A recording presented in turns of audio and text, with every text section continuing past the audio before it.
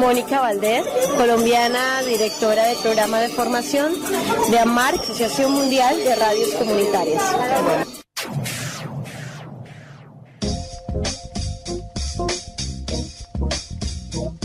A Colombia se le conoce más por el café y también por la coca, ¿no? Ambos pueden ser alimentos, pero también podrían ser mal usados. Entonces, en el caso de Colombia, ahora se viene trabajando la diversidad de los cultivos, el multicultivo o la rotación de cultivos, justamente para no afectar la tierra. La soberanía alimentaria ya es un tema que está en la boca de las organizaciones sociales, pero todavía no es un tema realmente asumido como política pública. Es una tarea pendiente. Hay organizaciones sociales que vienen haciendo un trabajo importante en la idea de reivindicar los cultivos propios de esa región que sirven para que esa tierra esté siempre abonada, siempre para hacerle la pelea al monocultivo que ha sido tan arrasador de muchas tierras. Las investigaciones ya están demostrando cómo el monocultivo es la amenaza de muerte de la tierra y cómo a partir de estrategias más diversas se puede no solamente garantizar la soberanía alimentaria de los pobladores de ese territorio, sino también generar un excedente para la gente de la ciudad donde no hay tierras. Son esfuerzos individuales muy de la base, pero que todavía no alcanza una dimensión mayor porque no es política pública. Está en la agenda de los movimientos sociales, pero todavía no está en la agenda de la política de Estado.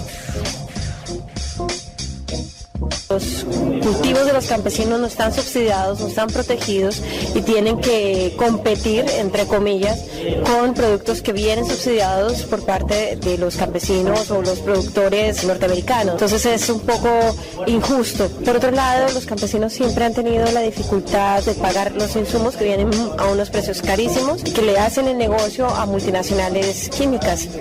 Por supuesto, está en juego el modelo de producción orgánica o no orgánica, pero a cierto nivel todavía esas prácticas no son tan extendidas, las de cultivos de orden orgánico. Y si los hay en pequeña escala, pero para cultivos, para la venta, para la comercialización, depende mucho del pago de insumos y del transporte para sacarlos al mercado. Y en una geografía como la nuestra es un costo altísimo. Mónica Valdés, de AMARC, Asociación Mundial de Radios Comunitarias.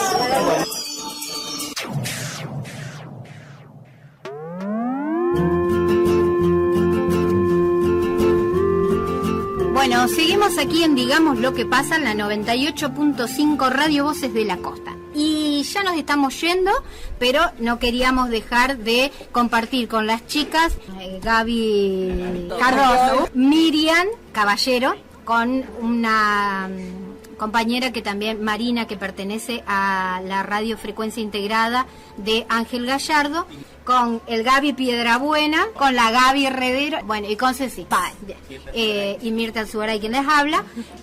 Estamos elaborando este tipo de material que ustedes estuvieron escuchando antes a través de un proyecto, una propuesta que estas tres radios intentamos llevar adelante. Bueno, Mirta, sí, esto que escuchábamos es parte de una entrevista y de otras que también se hicieron en un encuentro de comunicación comunitaria en los territorios, que se hizo en el mes de noviembre en Buenos Aires y que reunió a organizaciones nacionales y de otros países de América Latina, como el que escuchábamos recién, que es una propuesta, una entrevista de una compañera colombiana. Uh-huh.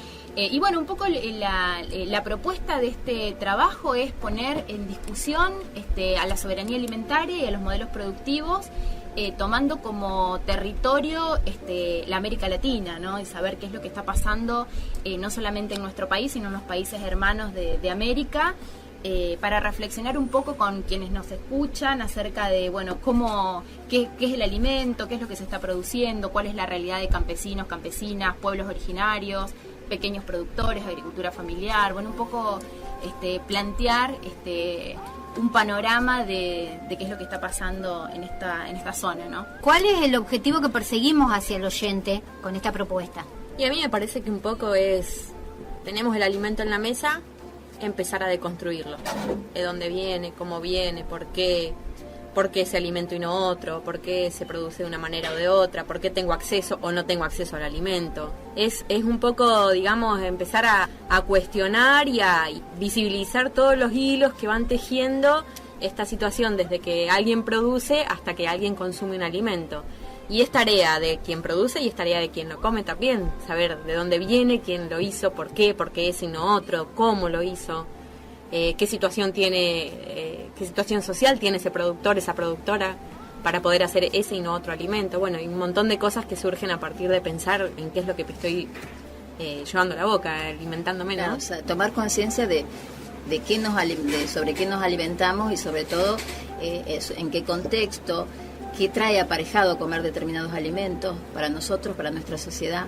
Justamente esta palabra, ¿no?, que dijo Miriam recién, esto de la conciencia, ¿no? Hacer consciente un acto tan cotidiano y por ahí tan doméstico y tan simple como el tema de la elaboración del alimento, hacer consciente de qué estamos elaborando para llevar a nuestro cuerpo.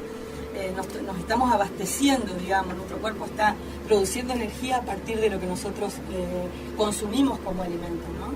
Entonces, hacer consciente ese acto que parece tan mecánico muchas veces en la cotidianidad y llevarlo a las últimas consecuencias. ¿Qué quiere decir esto?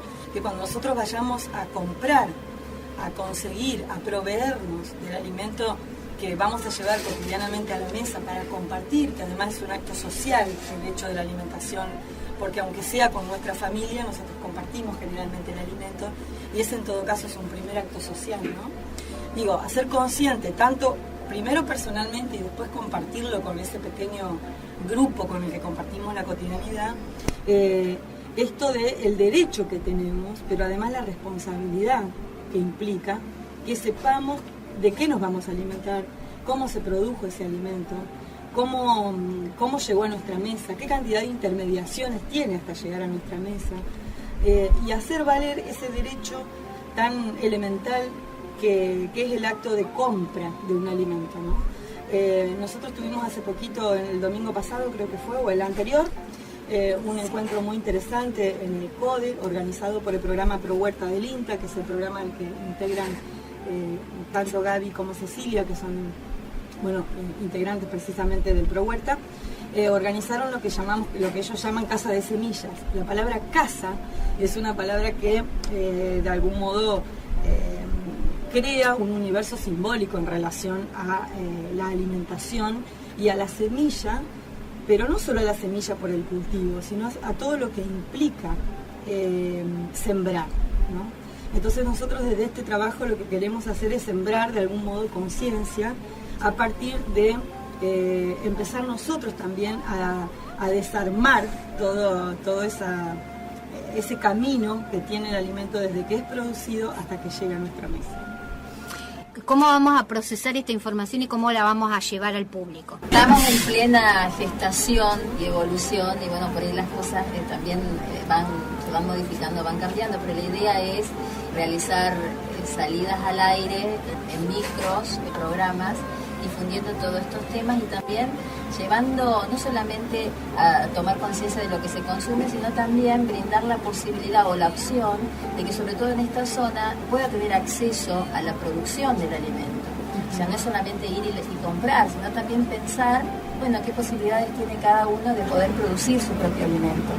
Me gustaría rescatar en sí, porque bueno, formo parte de este proyecto, el público tiene que tener claro que hay gente preocupada por otros aspectos de lo que es la alimentación o precisamente de la soberanía alimentaria, que no es solamente el hecho de decir si en esta temporada, como pasa en algunos otros programas a los que podemos acceder aquí en Santa Fe, qué fruta de estación podemos comer ahora y qué elemento, qué comida podemos cocinar con esa fruta o esa verdura de estación, sino que queremos ir más allá de eso. Queremos hacer una deconstrucción, como decía Gaby, de algo que tenemos instalado y internalizado, como es comer todos los días.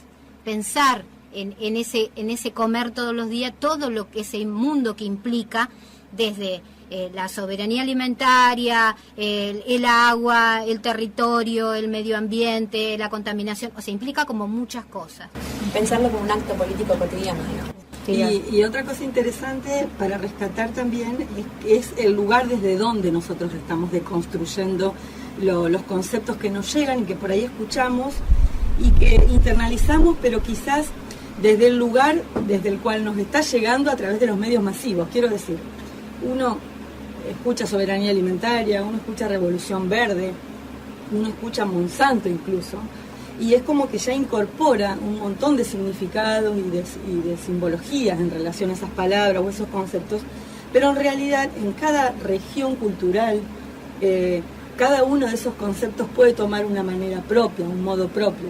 Quiero decir, no hay formas iguales de producir en el altiplano boliviano que en la costa santafesina. No es lo mismo producir en el barrio Chalet, que es un barrio del cordón suroeste de la ciudad de Santa Fe, en el medio de la ciudad precisamente, con toda la complejidad que tiene un lugar urbano, un barrio urbano, con ciertos rasgos de marginalidad, como no es lo mismo producir y consumir alimentos en el cordón verde, o sea que es un lugar muy sensible en Ángel Gallardo, a la cual pertenece la radio Frecuencia Integrada, como no es lo mismo producir en Arroyo Leyes, donde nosotros estamos ubicados. Entonces, esto desde donde cada radio, a partir de este trabajo, va deconstruyendo su mirada sobre la soberanía alimentaria, también es interesante.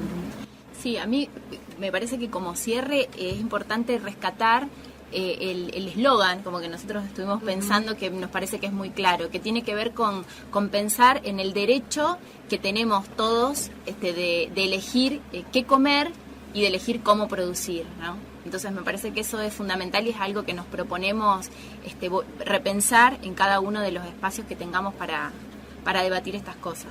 Y una cosita más nomás que también está bueno y es interesante aprovechar, si se quiere, con lo que implica esa palabra. En este momento, digamos, en la Argentina, en toda Latinoamérica, hay como una sensibilidad en relación a la presencia de Monsanto, ¿no? Monsanto aparece como el monstruo, de hecho lo es, de la Revolución Verde en Latinoamérica, pero bueno, Monsanto, sabemos, digamos, cuándo llegó Monsanto al país, qué estrategias encontró para establecerse, por ejemplo, en la Argentina, por solo tomar el aspecto de Argentina. Nosotros, dentro de los materiales que estamos trabajando, porque lógicamente que nosotros vamos haciendo el proceso, digamos, de información y de concientización del material paralelamente a los resultados que vamos obteniendo con estos micros. Hay un material que se llama Mal Comidos, cómo la industria alimentaria argentina nos está matando, así claramente.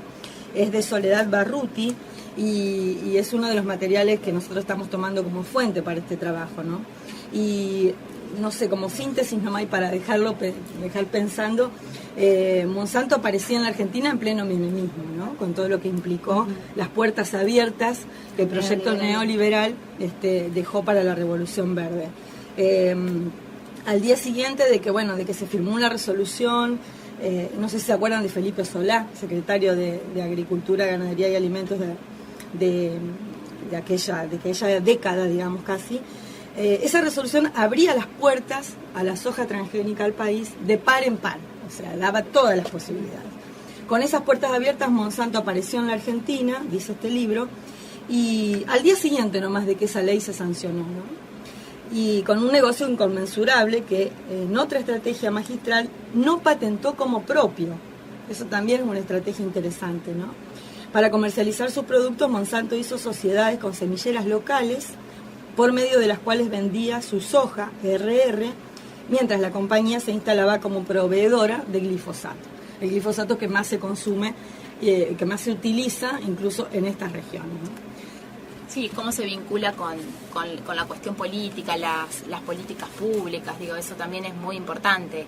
Y cómo inclusive eso también es parte de la información que nos da este libro, que vos mencionabas, Gaby, recién, cómo a partir de esta apertura que hubo en Argentina, la soja transgénica se introdujo en todo el Mercosur, ¿no? Entonces son cuestiones que también es muy interesante analizar, porque así como Argentina fue como el mejor alumno del neoliberalismo en montones de cuestiones como tienen que ver las privatizaciones, bueno, y demás, en este sentido también, por ahí son cosas que a lo mejor no circulan tanto como otras informaciones y que también es súper importante y que tiene que ver con el alimento, ¿no? Que es lo que hablábamos recién y es lo que todos los días traemos a la mesa de nuestras familias. Claro, todo tiene unidad, ¿no? O sea, todo tiene conexión. En todo caso, nuestro rol o nuestro interés en este trabajo es desarmar todo eso para poder de algún modo compartirlo con quienes nos escuchan. Y que no es solo la soja, digo, hay muchos monocultivos que se instalan de la misma manera, entonces al ver el sistema productivo podemos entender el caso de la frutilla acá en Leyes, del arroz en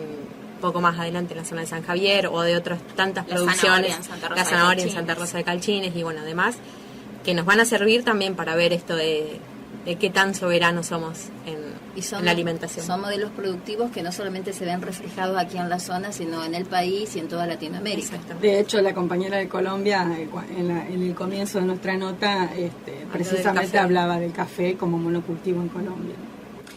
Bueno, nos tenemos que ir. Les agradezco muchísimo, por supuesto, y bueno, hemos tomado como misión este trabajo que lo vamos a estar difundiendo en estas 3 radios, y la idea es que replique en otras radios que persigan el mismo interés que nosotros, que seguramente son muchas, por las que conocemos, son muchas las radios que quieren sumarse a este proyecto, así que va a ser una devolución de estos espacios comunitarios hacia ese deber que tenemos con la comunicación y con nuestros oyentes. Les agradezco muchísimo. Nos vamos a estar encontrando el martes próximo en Digamos lo que pasa en la 98.5 Radio Voces de la Costa.